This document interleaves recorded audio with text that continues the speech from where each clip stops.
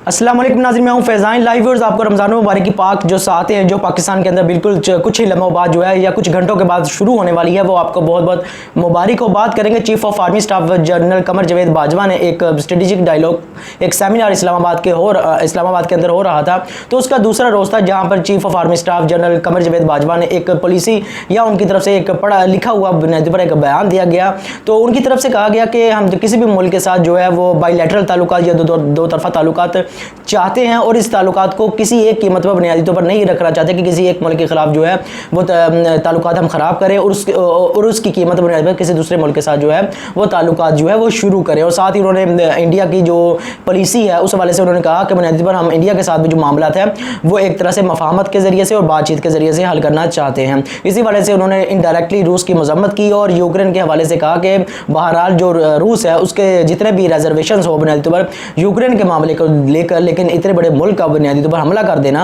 एक तरह से यूक्रेन पर वो किसी भी एतबार से सही नहीं है। लेकिन जो एक अहम बात है, इस हवाले से हम बात नहीं करेंगे कि उन्होंने जो मजम्मत की है वो उसका कॉन्टेक्स्ट क्या है, लेकिन सबसे अहम बात यह है कि उन्होंने कहा है, उन्होंने करार दिया है अमेरिका को पाकिस्तान का स्ट्रेटेजिक एलाई, यानी स्ट्रेटेजिक एलाई करार दिया है पाकिस्तान को अमेरिका का, या स्ट्रेटेजिक पार्टनर कह दिया है, या कह दिया कि पाकिस्तान के जो स्ट्रेटेजिक रिलेशंस हैं वो बुनियादी पर अमेरिका के साथ जो तवील अरसे से रहे हैं वो अब भी बरकरार है। और मिसाल देते हुए उन्होंने कहा कि पाकिस्तान की जो तजारत है $3 बिलियन की जो पाकिस्तान जो एक्सपोर्ट करता है अमेरिका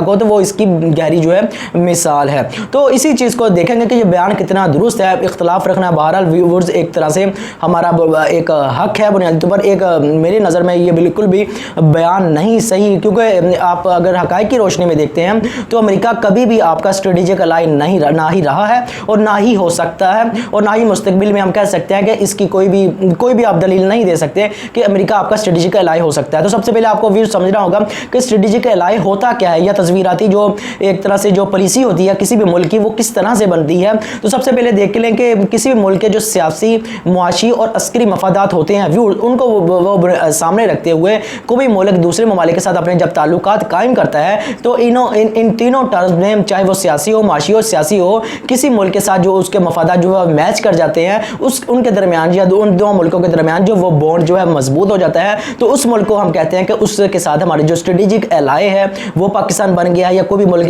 जो बन गया किसी मुल्क का, या स्ट्रेटेजिक जो पार्टनरशिप है वो इन दोनों ममालिक के दरमियान मौजूद है या हो गई है, क्योंकि इनके दरमियान जो स्ट्रॉन्ग बॉन्ड है ताल्लुकात के कायम होने के हवाले से इन तीनों चीज़ों के एतबार से वो बहुत मजबूत है। तो सबसे पहले देख लें कि क्या अमेरिका पाकिस्तान का कभी स्ट्रेटेजिक एलाई रहा है या नहीं रहा, हो सकता भी है या नहीं हो सकता। तो सबसे पहले व्यूअर्स आप देख लें कि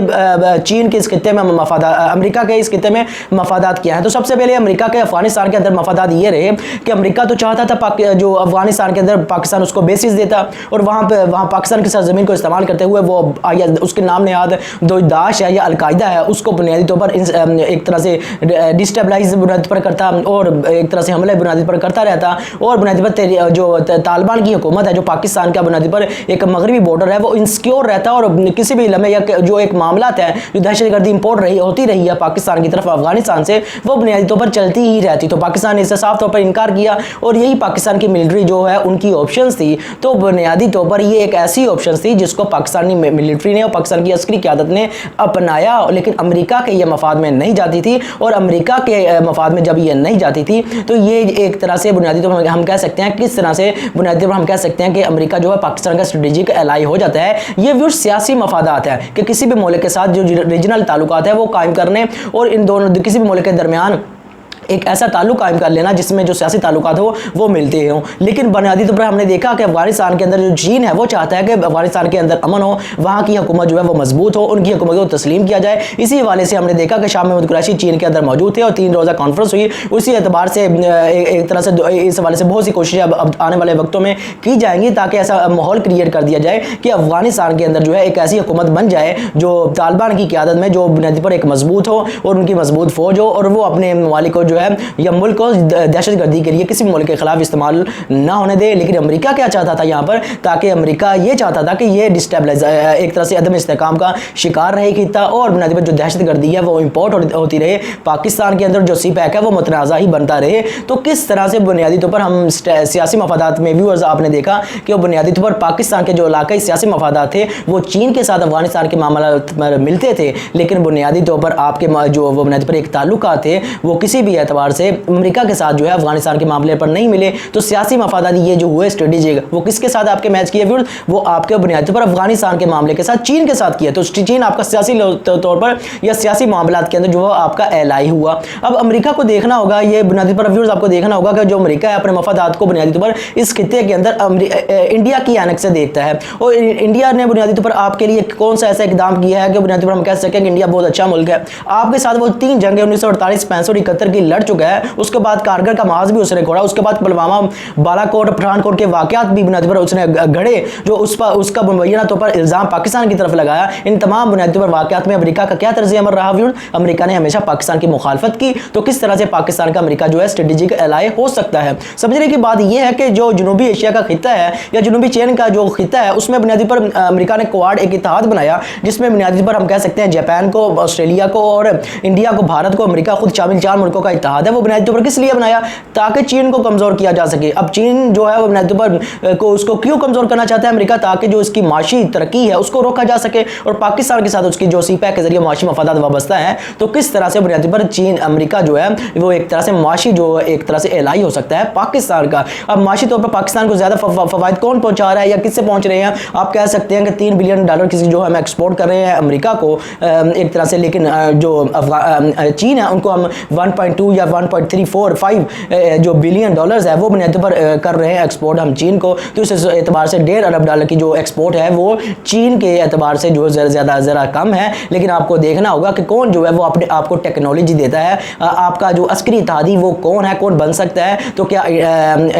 अमेरिका जो है वो आपका अस्करी इत्तेहादी कभी बन सकता है, कभी भी नहीं बन सकता, क्योंकि वो बुनियादी पर जितनी भी टेक्नोलॉजी देता है वो बुनियादी पर इंडिया को देता है, चाहे वो न्यूक्लियर टेक्नोलॉजी हो। उसके एतबार से हमने पिछले साल 2021 में देखा कि कितने उसने मुआहिदे बुनियादी तौर पर किए, और साथ ही साथ व्यूअर्स हमने ये भी देखा कि बुनियादी पर उसको टेक्नोलॉजी प्रोवाइड की जाती है, आर्टिफिशियल टेक्नोलॉजी बुनियादी पर दी जाती है। लेकिन पाकिस्तान को इस हवाले से जो है एक तरह से हम कह सकते हैं नज़रअंदाज है बुनियादी पर अमेरिका की तरफ से कर दिया जाता है, क्योंकि वो स्ट्रेटेजिक जो अपने मफादात है वो जनूबी एशिया के खित्ते में इंडिया के थ्रू पाकिस्तान को देखता है, लेकिन बुनियादी तौर पर वो पाकिस्तान को बुनियादी पर अपने एक मफादात के लिए बुनियादी पर इस्तेमाल करता है, उसके बाद फेंक देता है। अब अस्करी मफादात की बात कर लेते हैं। हमने सियासी और माशी मफादात के हवाले से बात की, लेकिन अस्करी मफादात के हवाले से भी देख ले, आपकी 1965 में किसने मदद की थी, आपकी चाइना ने मदद की थी 1965 की जंग में। 1971 में आपको किसने धोखा दिया था, आपको अमेरिका ने धोखा दिया था। तो अमेरिका ने जब आपको धोखा दिया, और आप हमेशा कहते भी रहे, और 9/11 के बाद जो अमेरिका ने आपके साथ किया कि आप लोग किसी भी एतबार से आपको अप्रिशिएट भी नहीं किया गया, और आपने 80,000 जो है वो जानें भी गंवा दी, और $150 बिलियन का जो वो है इंफ्रास्ट्रक्चर वो आपका नुकसान हुआ, कबायली इलाका आपका तबाह हुआ, और पाकिस्तान के अंदर जो दहशतगर्दी थी वो रवाज पाई। उसके बाद अमेरिका ने आपको क्या कहा कि आप डू मोर करें, यानी आपने हमारे लिए कुछ नहीं किया, अगर अफगानिस्तान के अंदर हमने जंग हारी है तो वो पाकिस्तान की वजह से हारी है। तो ये पाकिस्तान के जो अस्करी मफादात थे व्यूज़, वो किस तरह से पाकिस्तान का जो है वो स्ट्रेटेजिक एलाय हो सकता है अमेरिका पाकिस्तान का, चाहे वो सियासी मफादात हो, चाहे वो माशी मफादात हो, चाहे वो अस्करी मफादात हो, तीनों महाजों पर आपके साथ चीन खड़ा होता हुआ बुनियादी तौर पर साफ दिखाई देता है कि उसकी सरहदें भी पाकिस्तान के साथ लगती हैं, और इसी तरह अफगानिस्तान की सरहदें भी पाकिस्तान के साथ लगती हैं। रूस भी एक एतबार से पाकिस्तान का पड़ोसी ही है, चाहे उसकी सरहदें ना लगे, लेकिन पाकिस्तान से वो ज़्यादा दूर नहीं है। लेकिन 12,000 किलोमीटर दूर बैठा हुआ अमेरिका वो आपका स्ट्रेटेजिक एलाय है। क्यों? क्योंकि एक सुपर पावर है, लेकिन पाकिस्तान के मफादात चाहे वो अस्करी हो, माशी हो, सियासी हो, वो उसको इंडिया की थ्रू या इंडिया के आने से देखता है। तो दर हकीकत इन तमाम दलाइल या हक़ाइक़ या वाक़यात की रोशनी में, जो कि बहुत से दिए जा सकते हैं, लेकिन व्यूअर्स आपको अंदाज़ा हो गया होगा जो अमेरिका है वो पाकिस्तान का कभी भी किसी भी एतबार से स्ट्रेटेजिक एलाय नहीं हो सकता। अब वो अमेरिका जो आपके मौजूदा प्राइम मिनिस्टर के खिलाफ बुनियादी तौर पर एक मुबैना तौर पर एक साजिश में मुलव्वस है, उनके वाइट हाउस का जो एक अंडर सेक्रेटरी है, उनके साथ एक शख्स है, वो पाकिस्तान के जो फॉरेन एक तरह से एम्बेसडर है अमेरिका के अंदर, असद मजीद के साथ डायलॉग करता है और थ्रेट करता है इमरान खान की गवर्नमेंट को कि आपको रिमूव करना चाहते हैं, मौजूदा रजीम को चेंज करना चाहते हैं। अगर इमरान खान चले जाते हैं तो बुनियादी तौर पर हमारे आपके साथ ताल्लुकात जो है वो सही हो जाएंगे। के, यानी बुनियादी तौर पर जो एक तरह से करप्ट क़यादत है अगर वो आ जाती है मुल्क के क़यादत पर, तो वो उनके लिए जो है एक तरह से काबिल कबूल है। लेकिन इमरान खान की ये जो पॉलिसी उन्होंने 3 साल तक अपनाई रखी है वो किसी भी एतबार से उनके लिए काबिल कबूल नहीं है। तो व्यूअर्स, आपने देखा किसी भी एतबार से अमेरिका पाकिस्तान का स्ट्रेटेजिक एलाई नहीं हो सकता, चाहे वो अस्करी महाज हो, चाहे वो सियासी या वो माशी महाज हो। इन तीनों महाज में जो चीन है वो आपके साथ वाबस्ता साफ तौर पर दिखाई देता है। और आप खुद जो है पाकिस्तान की एक तरह से जो बड़ी इस्टेब्लिशमेंट की जो बड़ी क़यादत है, एक छोटी एक जो वो बुनियादी पर चीन सी पैक को कितना फोकस करती है, और चीन सी पैक के हवाले से चीन आपको क्या दे रहा है, उसमें आपको बुनियादी पर इंडस्ट्री जो है वो भी लगाई जा रही है, आपकी ज़राअत उस पर फोकस किया जा रहा है, आपके जो स्पेशल इकोनॉमिक जोन्स हैं उनके अंदर ये सारी चीज़ें कौन लगा रहा है, या इतनी जो इंफ्रास्ट्रक्चर जो बुनियादी डेवलप कर रहा है, जो कि उसके हवाले से भी रिजर्वेशन हो सकती हैं। लेकिन आप तो कहते हैं कि वो बुनियादी पर बहुत ज़्यादा अहमियत रखता है पाकिस्तान की सिक्योरिटी के हवाले से, और पाकिस्तान का दो इस एतबार से भी पाकिस्तान जो टेक्नोलॉजी वो पाकिस्तान के अंदर डेवलप कर रहा है या इंस्टॉल कर रहा है, तो उस एतबार से भी पाकिस्तान का जो स्ट्रेटेजिक एलाई है वो बुनियादी तौर पर चीन ही बनता है, ना कि अमेरिका। तो व्यूअर्स, हमें इख्तलाफ करने का पाकिस्तान की जो इस्टेब्लिशमेंट की क़यादत है उनसे बहरहाल हक रखता है, उन पर हम तनकीद भी कर सकते हैं। लेकिन बहरहाल जो मजमूई तौर पर पाकिस्तान की जो फ़ौज है वो पाकिस्तान के लिए, जैसे वज़ीर आज़म ने कहा कुछ पिछले इंटरव्यूज़ में वज़ीर आज़म ने कहा कि पाकिस्तान की फ़ौज पर किसी भी एतबार से तनकीद नहीं की जानी चाहिए कि वो मुल्क के लिए बहुत ज़्यादा अहमियत रखती है। और फिर वज़ीर आज़म मिसाल देते हैं कि शाम की और लिबनान में, शाम का मुल्क हो, चाहे लिबनान हो, चाहे जो इराक हो, चाहे वो लीबिया हो, सोमालिया हो, उसमें कैसे कैसे उनकी फ़ौज को ख़त्म किया गया, और आज वो है वो तबाही का जो है वो शाहकार साफ तौर पर दिखाई देते हैं। तो इस एतबार से हम कह सकते हैं कि जो मुल्क है वो 3 हिस्सों में टूट चुका होता अगर पाकिस्तान की जो फ़ौज है वो मजबूत ना होती। लेकिन अगर आप किसी भी एतबार से उनकी पॉलिसी से एक तरह से इख्तलाफ रखते हैं तो बहरहाल आपको उनके ऊपर तनकीद करनी चाहिए, क्योंकि तनकीद जो है वो दर हकीकत चीज़ों को निखारती है और आपके अंदर सलाहियत पैदा करती है कि आप चीज़ों को मुख्तलिफ एंगल में जो है या मुख्तलिफ तरीके से जो है वो सोच सकें। तो कहने का मकसद ये है कि पाकिस्तान की फ़ौज बहुत ज़्यादा अहमियत रखती है मुल्क के लिए, और बुनियादी तौर पर किसी भी एतबार से जो फ़ौरन एक तरह से प्रोपोगेंडा है उस के तनाज़ुर में उससे बचते हुए पाकिस्तान की फ़ौज पर किसी भी एतबार से तनकीद नहीं की जानी चाहिए। उसका बुनियादी मकसद ये है कि पाकिस्तान की फ़ौज, हम जानते हैं पाकिस्तान के अंदर जो एक तरह से सियासत की जाती है वो इलाकाई सियासत की जाती है, वो एक तरह से कौमियत की सियासत की जाती है, चाहे वो पश्तूनिस्तान की हो, चाहे वो